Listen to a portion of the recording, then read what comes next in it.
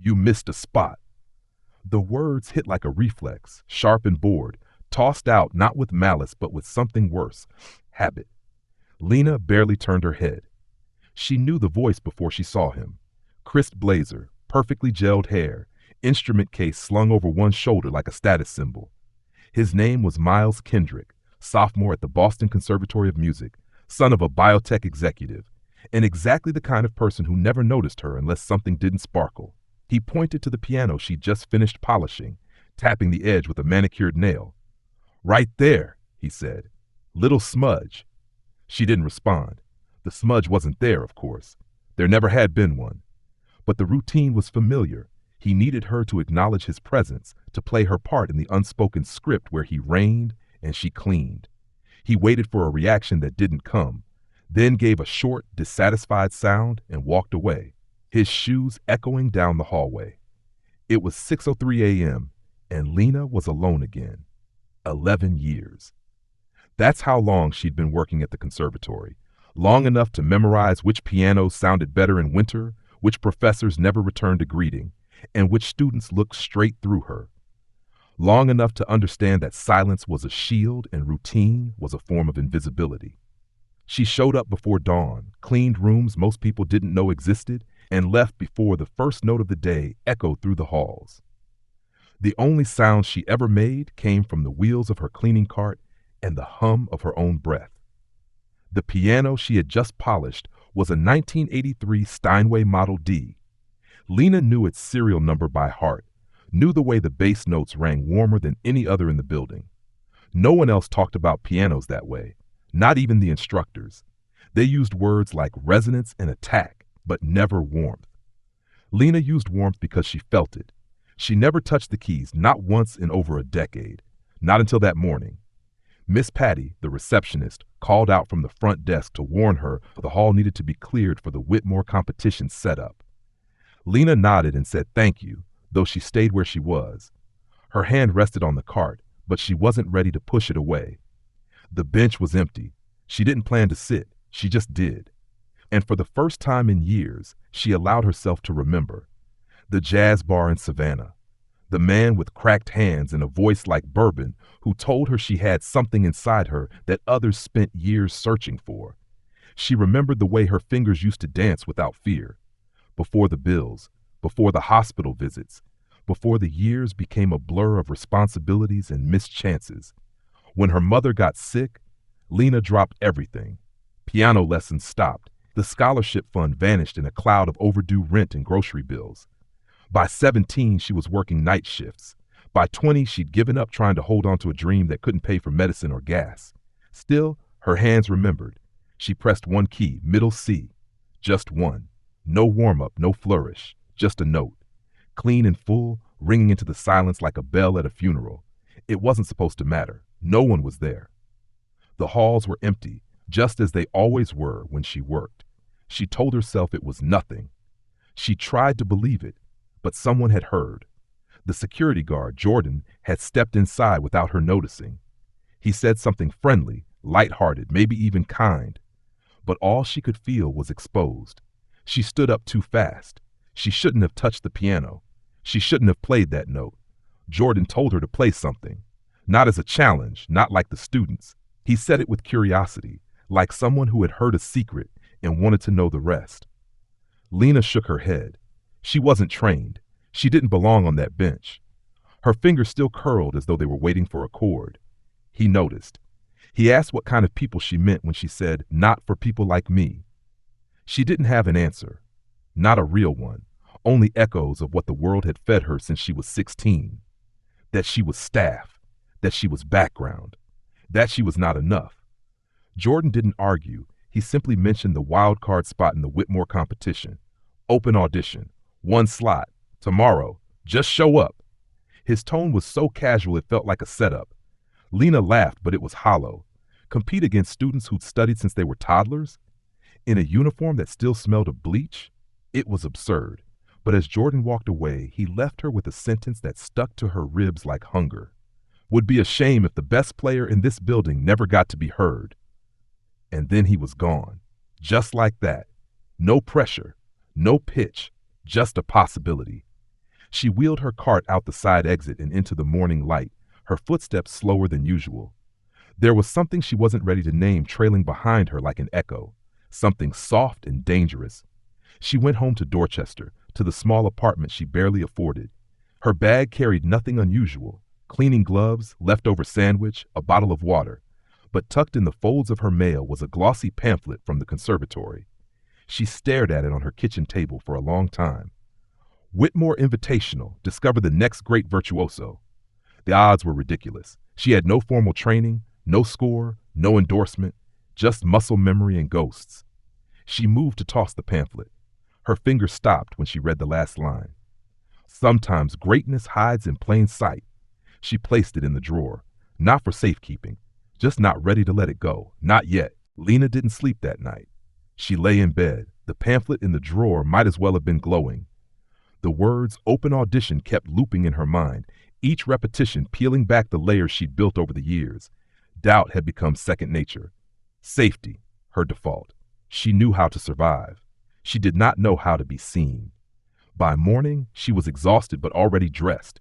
Not for the competition, just another work shift. She clocked in, collected her cart, and began the same route she'd walked every morning for 11 years. Except today, her steps felt out of sync. Every hallway felt louder, every familiar door unfamiliar. She was cleaning near the main recital hall when she saw the line. Students wrapped around the corridor, some in tailored coats, others clutching sheet music and expensive leather folders. Most of them had the look Lena had come to know well. People who had been told since childhood that they were born for the stage. They weren't waiting for a miracle. They expected a throne. Lena paused near a marble pillar, invisible as usual. Or so she thought. Jordan appeared beside her, hands in his jacket pockets, like he just wandered over from a coffee break. He didn't say much at first, just nodded at the crowd and then at her. When she said she wasn't auditioning, he didn't push. He just handed her a folded form and said he figured she might want to know the line closed in 5 minutes. She froze. Her mind flooded with reasons not to do it. Her clothes weren't right. Her shoes weren't right. She had no music, no name. She didn't belong here. He said he'd heard her, not just the music, heard her. Then he walked off. Lena looked down at the form in her hand. Her name, her piece, original composition. She hadn't written it down, hadn't rehearsed it. It just lived inside her like something half sleeping. She turned toward the sign-up table. The woman behind it was all professionalism. Perfect posture, clipboard, name tag, Meredith Clark, program coordinator. Her eyes registered the uniform but didn't flinch. Just a short pause before she nodded and wrote Lena's name at the bottom of the list. Last in the order. Lena stepped aside, suddenly aware of how loud her presence felt. A group of contestants whispered to each other. One man, not bothering to lower his voice, said, "Custodial orientation's downstairs." She said nothing. Let the insult fall. She had weathered worse. Contestants came and went. Some exited smiling with manufactured humility. Others left tight-lipped, crushed. One woman walked out clutching her music book like a lifeline, barely able to meet anyone's gaze. Time passed. Then Jordan returned, slipping into the seat beside her like he belonged there. He asked if she was okay. She didn't answer. Her eyes were fixed on the black lacquered doors ahead, the ones she'd cleaned every Monday morning without fail. They looked different now. He told her the same thing again. The hardest part was already done. Then the smug violinist walked out. Miles Kendrick, same blazer, same smirk. He announced to no one in particular that the head judge had praised his mature phrasing. Then he looked at Lena and called her piece a jazz experiment. The tone said everything he didn't need to. Her name was called. She stood. Jordan gave her a single nod, not approval, not encouragement, just belief. It was enough. The door opened and she stepped into the audition room. 3 judges sat behind a long table. At the center was Dr. Celeste Hanover, a legend in conservatory circles. Controlled, precise, with a reputation for brilliance and a fondness for shredding the dreams of the unprepared. Her eyes landed on Lena's uniform. She smiled, but it didn't reach her voice. "You'll be performing an original composition?" "Yes." "And your background?" "Self-taught." A wave of reaction passed through the room, soft but unmistakable. Celeste leaned back. "And you work here, yes? In what capacity?" "I clean." The room didn't whisper this time. It muttered, loudly. Celeste raised a finger and pointed not at the Steinway center stage but toward a dusty upright in the corner. Perhaps, she said, in a more appropriate instrument. The insult was clear. It didn't need to be underlined. Lena walked to the old piano. It creaked. The keys were chipped. A pedal stuck when pressed. But it was still a piano, still alive. She'd played worse in places with fewer lights and no judges. Celeste made one last jab. We understand if it's too difficult. Lena replied, this piano is fine. Then she played, not to win, not to prove, just to be heard. The first note was shaky, not from fear, but from friction, aged felt against tired strings. Someone in the back laughed. Lena didn't stop. Her left hand built a rhythm like walking down a long road. Her right hand danced over melody, hesitant at first, then bolder. The piano groaned. Lena coaxed it. She knew how to speak broken language. The music wasn't polished. It wasn't perfect, but it was honest. It was hers. By the time she reached the final phrase, the laughter had stopped. The whispers silenced. Even Celeste's smirk faded. Lena stopped. No one clapped, but no one moved. She stood, heart racing not from fear, but from having finally played for more than ghosts. And as she turned to leave, she knew something had shifted. Even if they didn't call her back, even if this moment ended here, she had already crossed the line she'd drawn around herself for years, and she wasn't going back. 3 hours later, Lena was still on the bus home, the rhythm of the city thrumming against the windows like a second heartbeat. She hadn't gone back to work after the audition. She couldn't. She wasn't sure how to scrub floors after standing in front of judges who questioned her existence. Her head felt full and hollow at the same time. She didn't know whether what had happened inside that audition room would matter to anyone else, but it mattered to her. She got off in Dorchester and walked the 4 blocks to her building. Her bag was heavier than usual. Maybe it was just the exhaustion. She let herself in, dropped the canvas bag by the door, and sat at her small kitchen table without taking off her jacket. Everything around her was familiar, but something inside was still vibrating. She wasn't sure if it was adrenaline or regret. She reached for the drawer and pulled out the pamphlet again, the same one she almost threw away the day before. She flipped it open like it might have changed in the last 24 hours. The photo of last year's winner stared back. Tuxedo, confident, framed by chandeliers and applause. A name that had been plastered across conservatory posters for a year. Lena set it down and leaned back. She didn't have a tuxedo. She didn't have a name. She had played on a piano that hadn't been tuned in years. She had played on instinct and memory and hope she didn't dare speak out loud. She could still feel the keys in her fingers, the resistance, the ache, the risk. When she finally managed to stand again, she didn't make dinner. She didn't wash dishes. She walked to her bedroom, pulled the extra comforter from the closet, and curled up on the couch. She left the light on. The next morning, she went to work like always. There was no announcement, no call, no whisper in the hallway. No one looked at her differently. The world kept turning like nothing had happened, but something had. By noon, word started to travel, not through official channels, but in the quiet language of glances and unfinished sentences. Someone in maintenance mentioned seeing a camera crew arrive. Someone in the cafeteria said Dr. Hanover had been pacing in the admin wing. Jordan found her near the south stairwell and handed her a folded paper. "Call sheet," he said. "They're filming finalist profiles." Lena blinked. "I didn't make it." Jordan just raised an eyebrow and walked away. At 2:42 p.m., she was summoned to the program office. Meredith Clark stood behind a desk, clipboard in hand, expression unreadable. She told Lena the judging committee had completed deliberations early. There had been discussion, there had been debate, but a consensus was reached. The Whitmore Invitational would proceed with 6 finalists this year, 5 selected through recommendation and audition, and 1 wild card. Lena didn't move. Meredith waited.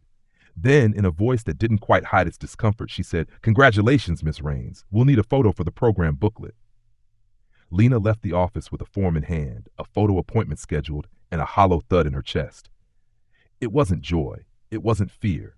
It was something harder to name, something like disbelief laced with quiet dread. She walked past portraits of previous winners, their names etched in gold beneath polished frames, and wondered what hers would look like in the same light.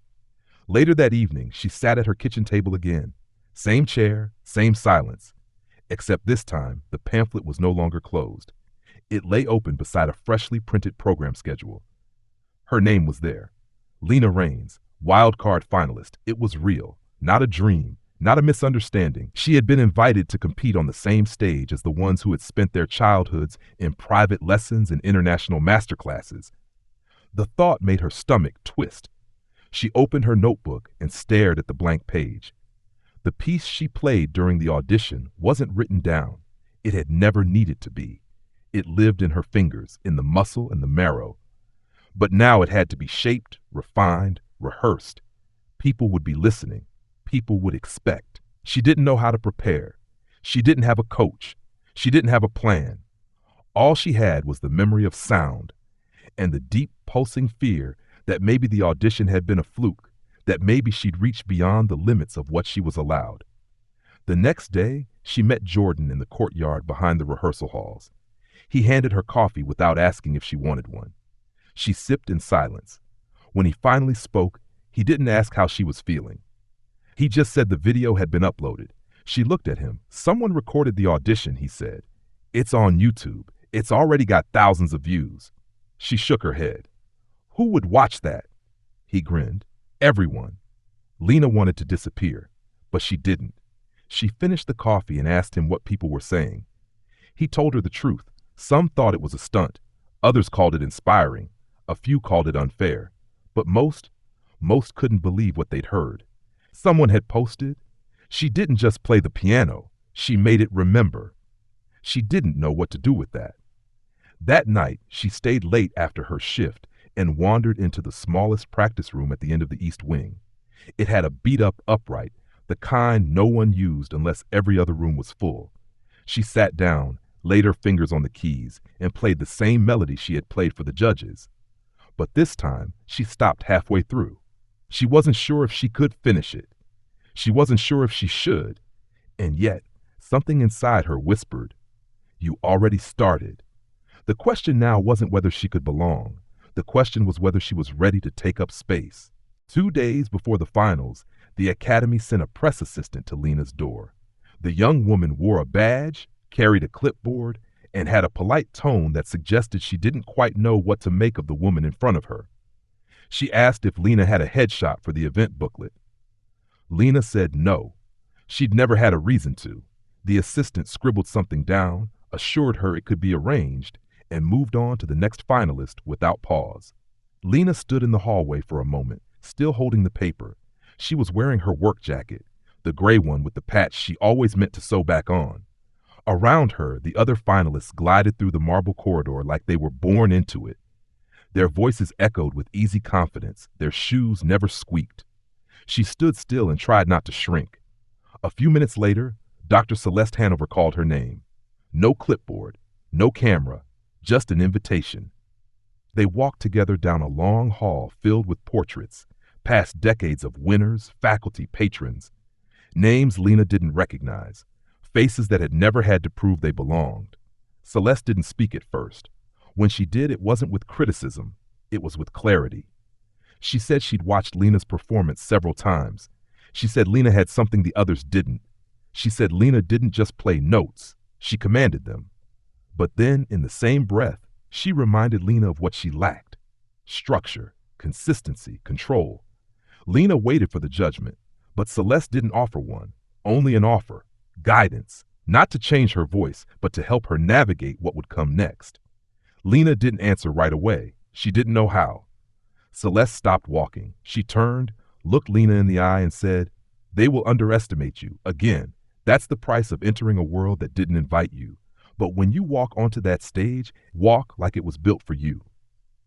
That night, Lena couldn't sleep again. But this time, it wasn't fear that kept her up. It was momentum. She opened her notebook, rewrote pieces of her song. Just small phrases, slight transitions, ideas she had never been taught to name but could feel in her hands. For the first time, she started to shape the music not just as memory, but as intention. Monday was rehearsal. She was scheduled for 15 minutes in the main concert hall. She arrived early and waited quietly near the stage doors. When her turn came, she didn't ask for the Steinway. She sat at the upright. The tech staff looked confused, but she didn't explain. She played through her composition from start to finish. No stumbles, no improvising, just clarity. Tuesday, a journalist from the Boston Globe called her cell phone. She had never listed her number publicly. She didn't ask how they got it. The reporter asked for an interview. She said she wasn't sure she had anything to say. He replied, "You already said it on the keys." She hung up and spent the next hour staring at the wall, unsure whether to laugh or hide. Wednesday, a video clip of her audition passed 80,000 views. Thursday, a faculty member she'd never spoken to before stopped her in the hallway and asked if she would consider mentoring a student in the spring. He assumed she was a guest lecturer. By Friday, the staff schedule no longer listed her as L. Raines Custodial. It just said finalist. That afternoon, Jordan met her outside the North Wing with 2 coffees. She didn't ask how he always knew what she liked. He just handed it over and told her music blogs were calling her a miracle. He said someone had posted her audition under the caption, "The janitor who broke the room open." Lena didn't know what to say to that. She didn't know how to carry praise. She only knew how to carry buckets. Jordan said that was why it mattered. That evening, Celeste invited her to a private coaching session. No cameras, no pressure. Just an old room with a scratched-up piano and a metronome that clicked slightly off beat. Lena played. Celeste stopped her. Not to correct, but to shape. She told her to stop wandering, told her not to fear silence, told her to hold a note until it asked to be let go. They worked in quiet harmony for 2 hours. Before they left, Celeste said Lena reminded her of someone. Lena assumed another musician, but Celeste said no, her sister, a rebel, a jazz pianist, the kind who never stayed within the lines and never got invited back. When Lena asked what happened to her, Celeste just said she stopped playing. Lena nodded and didn't speak again until she got home. She sat at her table, hands hovering over blank sheet music, and wrote for the first time without doubt. Not with perfection, but with purpose. The night before the finals, Lena walked through the recital hall alone. No lights, no audience, just her and the Steinway, the same piano she had spent years polishing without touching. She stood beside it, then sat. She didn't play. Not yet. She just listened. Not for notes, but for memory, for the sound of everything she'd buried and everything she was about to release. A journalist from the New York Times spotted her sitting there, introduced herself, asked what Lena hoped the judges would hear. Lena looked at the piano and said, "Truth, no more, no less." The next day, she would play not for validation, not even for victory. She would play because silence had finally loosened its grip, and now that her voice had found a way through the cracks, she wasn't going to let it disappear again. Backstage, everything moved too fast. The air was dense with rehearsed breathing, last-minute scale runs, murmured prayers masked as warm-ups.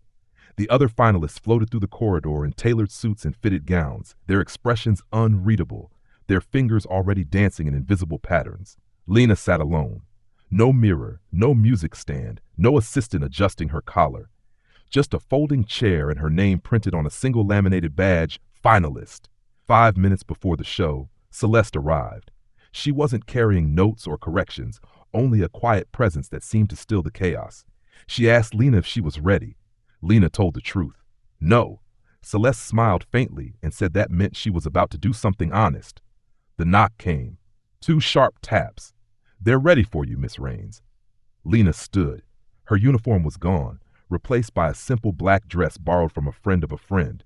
It didn't fit quite right, and her shoes pinched. But she didn't think about it. She only thought about the keys, about the moment when silence would fall and she'd be the one responsible for breaking it. As she stepped toward the wings, she caught sight of Jordan. He stood just off stage, arms crossed, badge clipped to his belt. He didn't speak, just nodded. She held his gaze a second longer than she meant to. Then the lights dimmed. The host's voice echoed through the hall, announcing her name. No biography, no accolades, just Lena Raines, wild card. The applause was polite, restrained, curious. She walked out slowly, aware of every step. Not because she wanted to be, but because the room required it. The Steinway waited at center stage, slick and gleaming under the chandelier light, the same instrument she'd once been told was not appropriate. She sat, no sheet music, no accompaniment, No one to cue her in. The judges looked up, pens ready. Celeste was among them now, not as mentor, not as shield, but as evaluator. Lena placed her hands on the keys and let them rest there. One breath, two. Then she began. The first note was quiet, nearly nothing, but it carried. The hall responded like it knew how to listen. The opening phrase was simple, too simple by some standards, but intentional. Each chord deliberate, each pause given weight. She wasn't trying to impress them. She wasn't trying to prove she belonged. She was telling them something she couldn't say with words. The melody wound through grief, through the sound of her mother's tired breath in a hospital room, through the silence of long shifts and longer nights. It touched gospel, then jazz, then something older than both, something rooted, something hers. She played like someone who had nothing to lose and everything to say. When the bridge arrived, she hesitated. Then she closed her eyes and broke every rule. She began to improvise. It wasn't planned. It wasn't clean. It was real. Her left hand laid down a heartbeat, steady, defiant. Her right hand spiraled upward, pulling phrases from memory and intuition. The room tensed. Improvisation wasn't just unexpected. It was practically forbidden in a final like this. But she didn't stop. She leaned into the chaos and built something no one in the room had ever heard before. Not perfect, but alive. The melody crested, broke, reformed. She played through hesitation, through doubt. Played like someone who had learned rhythm from the sound of a mop bucket rolling down a hallway. Like someone who had made peace with imperfection and found beauty in it. At some point, the audience stopped shifting in their seats. The judges stopped writing. Even Celeste leaned forward. Lena's hands slowed. She returned to the original theme, barely recognizable now, transformed by everything that had come since, and held the final chord. It rang. Then silence. No one moved. No one breathed.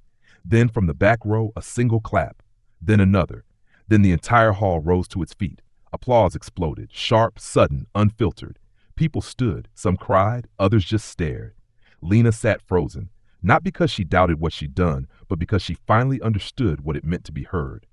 Celeste didn't clap. She sat still, hands folded, expression unreadable. Lena stood slowly and bowed, not for the audience, not for the judges, but for herself. As she walked off stage, Jordan was waiting. He didn't say anything, just placed his hand over his heart. Later, in the green room, the buzz swirled around her like static. Producers, press reps, faculty members she didn't recognize. They all wanted something, quotes, interviews, explanations. Lena clutched a paper cup of tea and nodded where necessary. It didn't feel real. An event organizer appeared. Final placements in 10 minutes, she said. Reception hall. Lena followed the others down the velvet-lined corridor to the announcement stage. The same contestants who had once whispered about her now stood in stiff silence, eyes flicking sideways, not sure how to categorize her. Even Miles Kendrick, the smug violinist, avoided her gaze. Celeste took the podium. Her voice cut through the air with practiced ease. She spoke of talent, of risk, of the role music plays in capturing truth. Then she looked directly at Lena and said her name. Winner. No embellishment, no apology, just the truth, announced into a room that finally knew how to listen. Lena didn't react at first. Then Jordan's voice, soft from behind, broke through. You did it. She walked to the stage and accepted the award with hands that still remembered bleach and polish and weight. Celeste leaned in, just enough for Lena to hear. You opened the door for more than just yourself. Then she stepped back, letting Lena stand alone, fully seen. And for the first time since her first day at the conservatory, Lena Raines didn't feel like a ghost. She felt like the architect of her own sound. Lena didn't go home that night. Not right away. She walked the city until her shoes rubbed raw, the plaque still clutched under one arm, her name etched in gold on its glass face. She didn't show it to anyone. She didn't call anyone. She just let the night hold her. Not in celebration, more like disbelief that finally felt safe to feel. Back at her apartment, she left the lights off and dropped the award gently on the kitchen table. The silence wrapped around her like an old friend. For once, she didn't reach for a cleaning rag or open the fridge. She just stood there, still in the same black dress, and let the quiet confirm that this, somehow, was real. Her hands rested on the table's edge. They didn't feel like janitor's hands anymore. They felt like musicians' hands. Not because of the prize, not because of the ovation, but because for the first time in her life, she believed they were. At 6:38 a.m., someone knocked. Lena, still in her robe, opened the door to find a woman in a red scarf and camera bag. She introduced herself as Danielle Rivers from CBS Morning News, said they were filming a feature on breakout talents across America. Lena hadn't even made coffee yet. Danielle smiled and said, "We brought our own." By noon, the Boston Globe had called, then The Guardian, then Tracy from NPR. By nightfall, her email, usually just a dump of staff schedules and maintenance orders, was filled with requests, interviews, speaking engagements, performance offers. One subject line read, "Juilliard guest lecturer opportunity. Are you available this spring?" Lena laughed when she saw it. A full laugh, sharp and disbelieving. Her? Teaching? But then she realized something. People weren't just fascinated. They were hungry. Not for her notes necessarily, but for the reminder she represented. That music wasn't supposed to belong only to the polished and the pedigreed.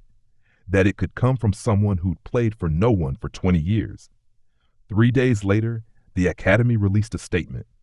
"We are proud to recognize Lena Raines not only as a finalist, but as a new voice in the evolving future of music. Her appointment as artist in residence will begin this fall." She had to read it 3 times before it registered. The same institution where she used to fix broken locks and unclogged drains now wanted her to mentor students. 1 week later, she returned to the conservatory, not through the back service entrance, but the front. Jordan met her there, 2 coffees in hand. "New badge?" he asked. She held it up. "Lena Raines, artist in residence, guest faculty," he smiled. "Still surreal?" She nodded. "Completely." "You know what else is surreal?" he said. "They changed the plaque in the recital hall, lists all Whitmore finalists from the past 20 years. He paused. "Your name's the only one in gold." Her first seminar drew 37 students. Some had seen the video. Some had recognized her from campus. Most had only felt something when they heard her play and came to find out what it was. She stood at the front of the room, hands clasped. "I don't have formal pedagogy," she said. She walked to the upright piano tucked in the corner, played a short phrase, unrefined, unfinished, honest. Then she turned back to them. "I'm not here to teach you how to be perfect," she said. "I want to teach you how to feel, because if you don't feel it, no one else will." That became her motto. Not technique, but truth. Week by week, more students came. Not for credits, not for grades, but for connection. She traveled to DC, Chicago, San Francisco. She was invited to talk about late-blooming artistry, about unexpected paths, about how brilliance isn't always born under spotlights. Everywhere she went, someone asked the same thing.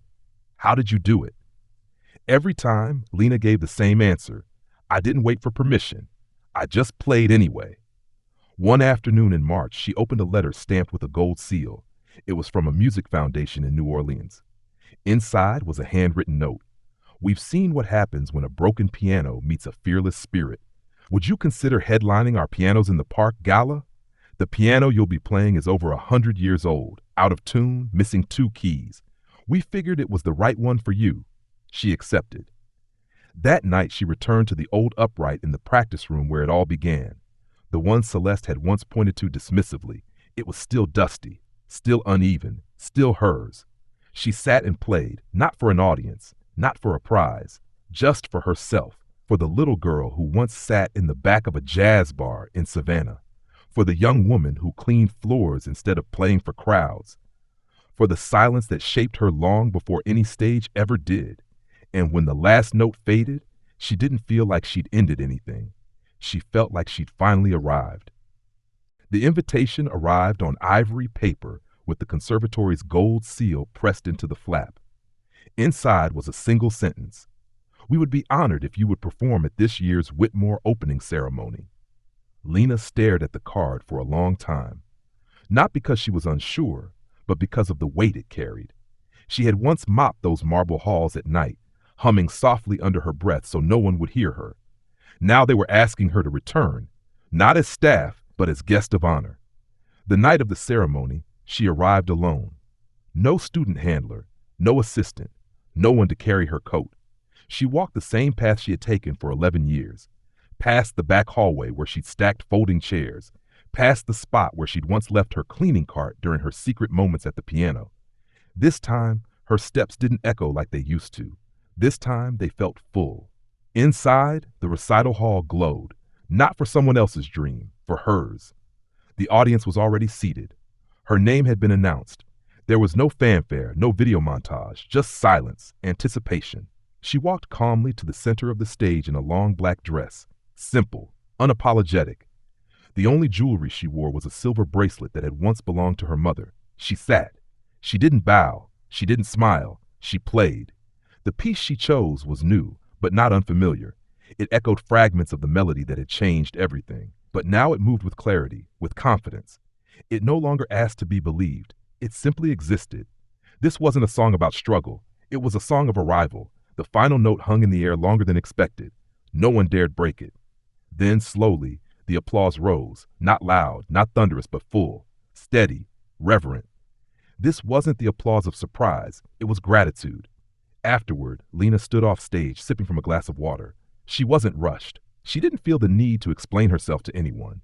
She accepted handshakes with grace, smiled when appropriate, and let the rest pass by like wind. A girl, no older than 10, approached with a notebook hugged to her chest. She had curly hair and a backpack with music notes drawn in marker. She said her name, barely above a whisper, and asked if Lena could look at something. Inside the notebook was a staff paper filled with pencil-written notes, some crooked, some unsure. At the top of the page, written in careful print, was the title, Window Light. "It starts soft," the girl said, "but then it gets stronger." Lena looked at it for a long moment. Then she said the only thing that felt true, "It already is." The girl's eyes lit up. She said she wanted to be like Lena someday. Lena shook her head. "Be like you," she said. "The world needs your sound." Later that night, Lena walked home beneath the Boston streetlights. The city buzzed behind her, horns, sirens, laughter from a bar somewhere on Tremont. But inside, all she heard was music. Not loud, not even complete, just present. When she got home, she passed the upright piano she'd bought secondhand from a church thrift store 2 months earlier. The bench sat slightly crooked, a few keys stuck when the air was damp. She hadn't fixed it. She didn't want to.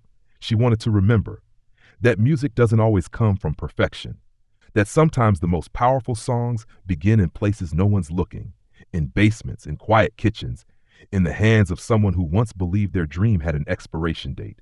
She sat and played, not for an audience, not for validation, for herself, for the little girl inside her who used to stare at pianos and wonder if she was allowed, for the woman who spent a decade scrubbing floors, believing her talent had no place, for the silence that had taught her how to listen before she ever learned how to play. The melody was raw, unfinished, beautiful, and when the final note faded, Lena smiled, because she finally understood something she'd spent her whole life unlearning. You don't need permission to be extraordinary. You just need to begin. Thank you so much for taking the time to listen to today's story. It means more than you know. Stories like Lena's remind us that greatness often comes from the most unexpected places, and that our past doesn't define our worth. Our courage to begin does. No matter where we come from or what titles we carry, we all deserve the chance to be heard, to be seen, and to be believed in. If this story moved you, all we ask is one small gesture. Click the like button and leave a comment below, letting us know where you're watching from and how this story made you feel. Your words help us keep sharing the kind of stories that matter, raw, honest, and deeply human. And if you haven't already, don't forget to subscribe to our channel.